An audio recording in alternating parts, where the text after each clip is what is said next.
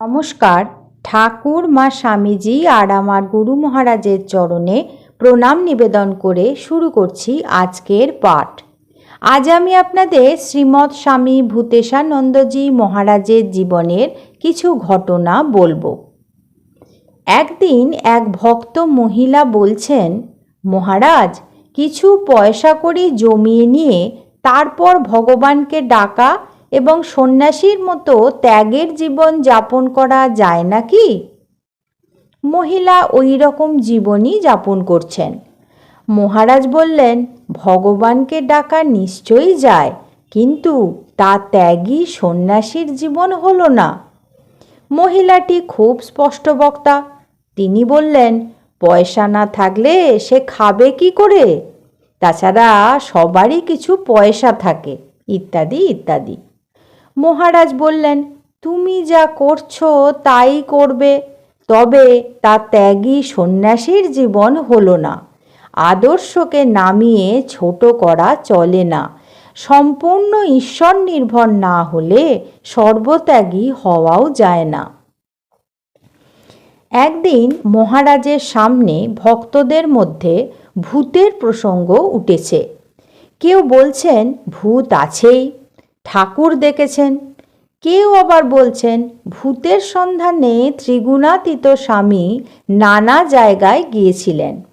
গঙ্গাধর মহারাজ রাজস্থানে ভূত দেখেছেন। কেউ বলছেন রাজা মহারাজ তো প্রায়ই দেখতে পেতেন, ইত্যাদি। ভূতেশানন্দজি মহারাজ চুপচাপ সব শুনছিলেন। একজন জিজ্ঞাসা করলেন, মহারাজ, আপনি ভূত দেখেছেন? মহারাজ তখন বললেন, দাঁড়াও, একটু বৃষ্টি পড়ুক, সন্ধে হবে, মুড়ি তেলে ভাজা নিয়ে বসবে, তবে তো ভূতের গল্প জমবে। মজা কি জানো, ঠাকুর বলছেন আমি ভগবানকে দেখেছি, কিন্তু তার কথা শুনতে কারও ইচ্ছে হয় না। কিন্তু যদি বলি অমুক জায়গায় ভূত দেখেছি, তো সাগ্রহে সবাই আমার কথা শুনতে বসে পড়বে। ঠাকুর বলছেন ভগবান লাভই জীবনের উদ্দেশ্য। ভূত আছে কি আর কিছু আছে তা জেনে আমাদের কোনো সাহায্য হবে কি? একদিন বললাম, শরৎ মহারাজের প্রসঙ্গ পড়েছি। উনি বলছেন পড়াশোনার অভ্যাস রাখতে হয়, তা না হলে যখন কাজকর্ম করতে পারবে না তখন কি করবে? তবে সবচেয়ে ভালো জপ ধ্যানে ডুবে থাকার অভ্যাস। বৃদ্ধ বয়সে যদি চোখও যায়, পড়তে না পারো, তাহলে কি হবে? তখন মহারাজ শুনে বললেন, ওই জন্যই তো আমরা তপস্যার সময় সঙ্গে কোনো বই রাখতুম না।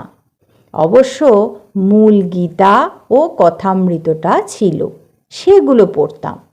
কোনো ভাষ্য বা চর্চা নয়, বেশিরভাগ সময়ই জপ ধ্যানে কাটাতে চেষ্টা করতুম। এই প্রসঙ্গে মনে পড়ছে, জয়রামবাটিতে মহারাজ আমোদরের ধারে বেড়াতে গেছেন। গরমের দিন, বিকেলে খুব হাওয়া দিচ্ছে। সেখানে আমলকি গাছটি ছিল।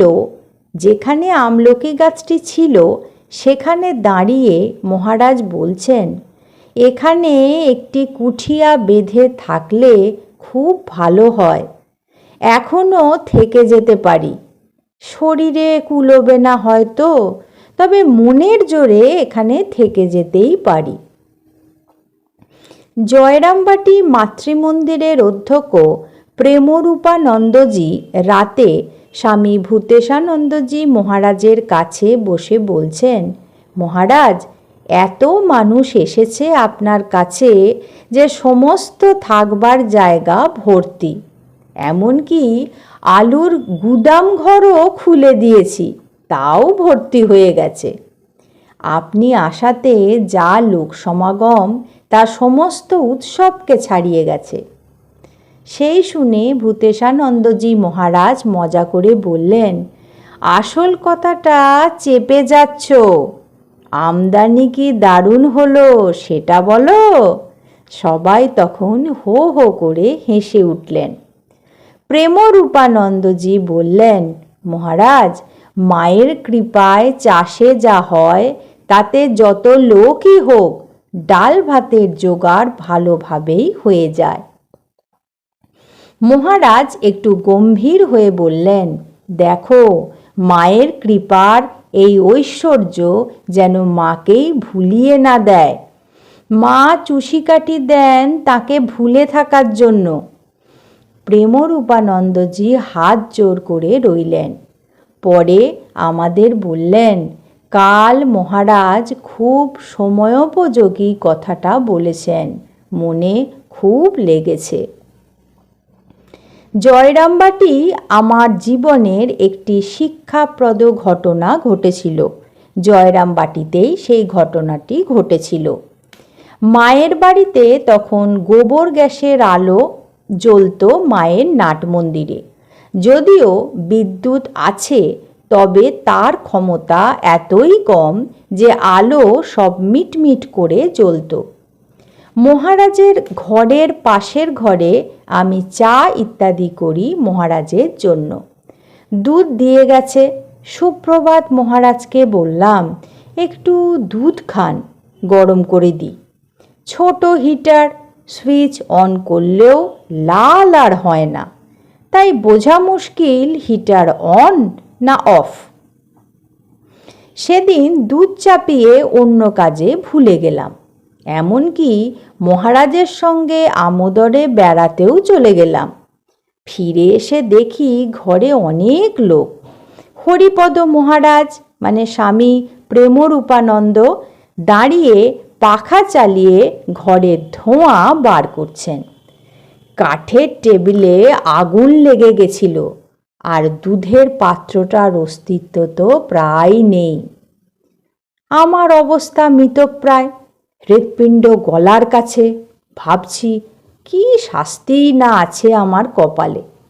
কিন্তু হরিপদ মহারাজ, সেবকরা, এমনকি মহারাজও কোনো কথা বললেন না এই নিয়ে। এই না বলার শাস্তি গভীর হয়ে বসে গেল আমার প্রাণে।